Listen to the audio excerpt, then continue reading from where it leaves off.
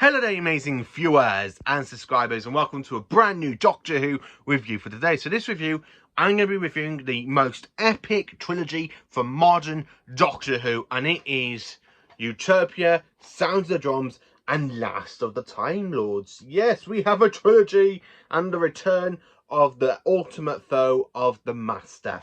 Now, during this point, the Master has not been in series 1 or 2 because the last time us viewers actually saw the Master back on screen was way back in 1996, where he ended up trying to steal the Doctor's regenerations and end up falling into the Eye of Harmony by the 8th Doctor.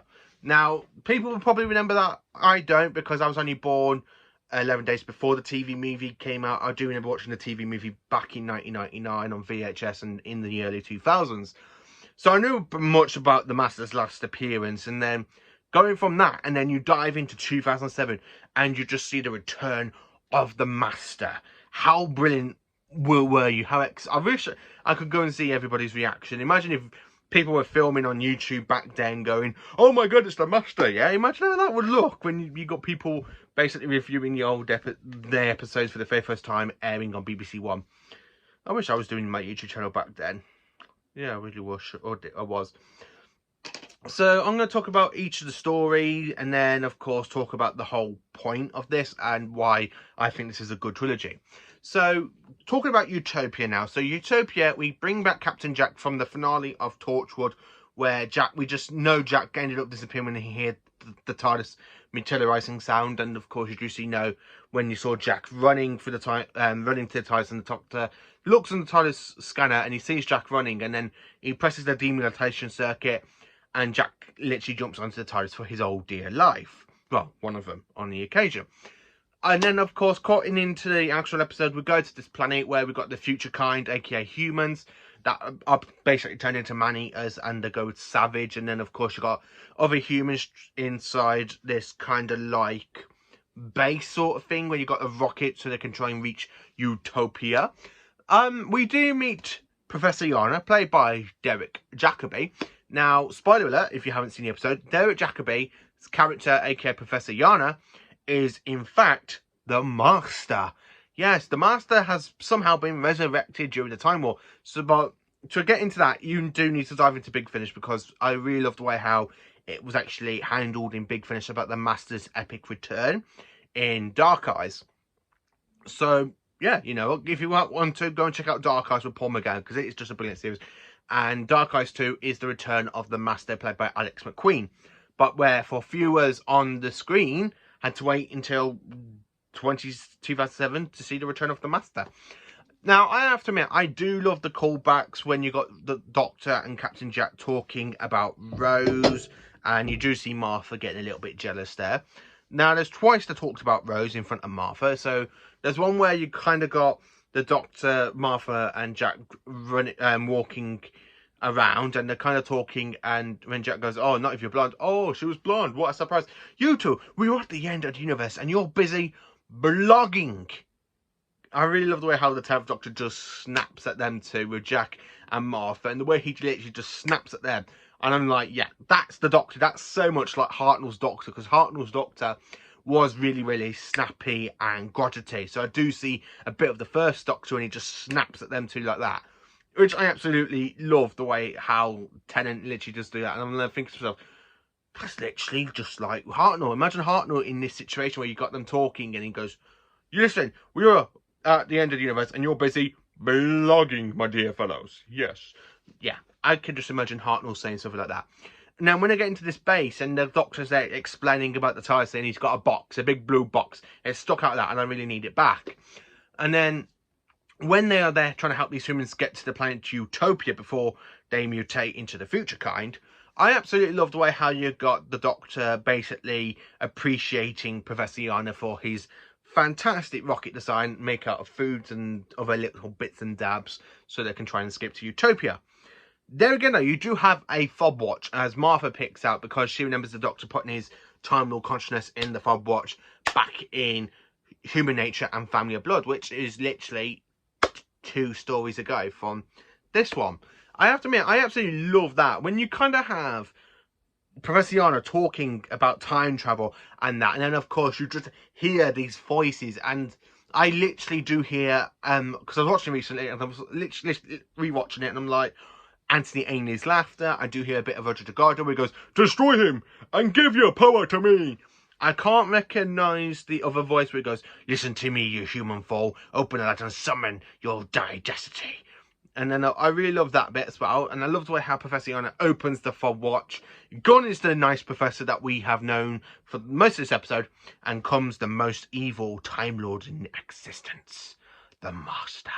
And of course, we do have Chanvo in this. So when she's there talking to the professor and he turns around and he's like, you just look at him and you just see in his eye, it goes pure black. And it's pure like the Master. I really had to admit, I do love that scene where he just opens the fob watch, turns around, and the Doctor's is there watching the rocket literally take off, and you just see face of boat going, "You are not alone." And then, of course, that is like Yana for sure. And hey, presto, the Master's back. And I really like Jack as the Master, because as soon as he opens the fob watch and the Master returns, and he goes, "Don't worry, my dear, as one door opens, another one must close." And I love the way how the future kind are there breaking through, and of course, Chanvo is there with a gun saying, "You're destroying all their work." And he goes, "Ooh, now I can say I was provoked." I love the way how he literally rips the cable with the electricity sticking out, and she's there begging for begging him to please listen to her. And he goes, "Professor, please, that is not my name." And the way he's explaining about the professor was an invention, a disguise to hide his true self. And then when she goes, "Who are you, though?" And he goes, "I am the Master." I really like the way how you don't actually see him kill her, but you do hear her scream. And then it just cuts to the 10th Doctor, Martha, and Captain Jack running down this corridor, and you've got the future kind coming in after them.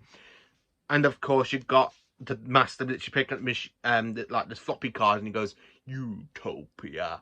And then, of course, Jack breaks the lock with his gun, gets in there. The Master's been shot by Chanvo in a last dying breath, and locks himself in the Doctor's TARDIS, and literally before he regenerates, and when he's there talking, going, "Killed by an insect, a ghoul, how inappropriate, but still if the Doctor can be young and strong, then so can I, the Master, reborn." And then, of course, he just regenerates into John Sim. I do like the fact that we have John Sim screaming after you have, like, Professor Yana's face and transforms into John Sim, and you've just got in there screaming. And I do like the way how the Doctor is there outside the TARDIS, because he's locked out. He's literally locked because the Master had the key and jammed the key in the TARDIS lock. And then, of course, we have John Sim as the Master, and he literally puts the machine, goes, "Now then, Doctor," oh, a new voice, "Hello, hello, hello." I really like John Sim, and he's there chatting the Doctor all about his little plans, and the Doctor's got to think of a way to stop me, I don't think. And then, of course, when the Master does try and materialise, the Doctor uses the sonic screwdriver and lock out the Master off the coordinates, so the TARDIS can only land in between the planet they're on now and Earth, which we do find out when the teleport through Jack's Time Flux manipulator when they get to Earth and the hunt for the Master. And he's been there for 18 months, so really he was there since the 9th Doctor was. Yeah, because we kind of have like echoes in Sounds of Drums where he goes, where he's literally introducing the Toclafane, and we do see the Savine ship crashing into Big Ben.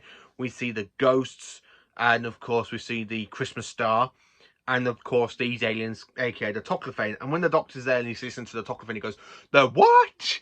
And of course Martha's house just blows up. I have to admit, I really love the way John Sim plays the Master in this story, because when you have that woman talking to his wife saying, "I don't think he knows who exactly he is," and he's just there listening to every single word of this woman, and you go, I really love the way how he gets Toclafane to kill her.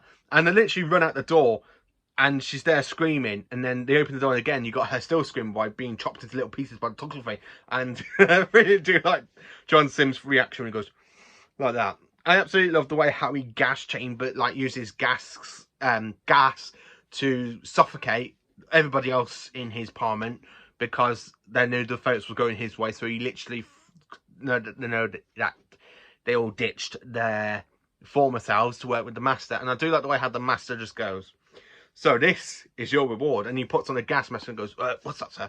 "It's a gas mask." "Yes, but why are you wearing the poo?" "Well, because of the gas." "The what?" "Because of the gas." And he's there gassing him, and you just hear the Master with the drum beat going.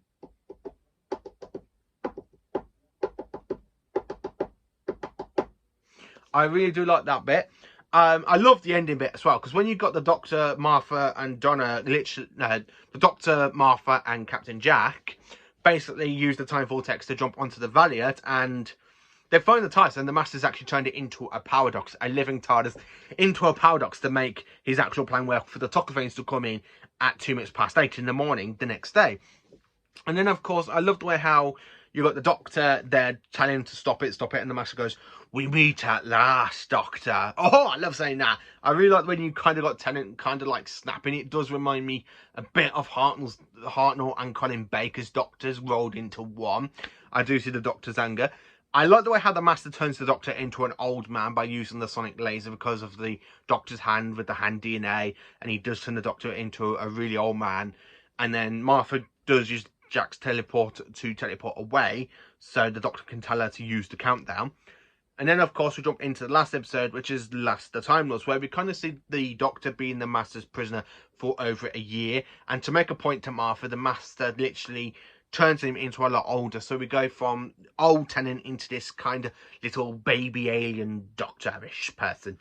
And then, of course, the Doctor has tuned himself into the psychic network and messed around with his matrices and turns back into his younger self and does stop everything the Master's done for over that past year. Rewind everything.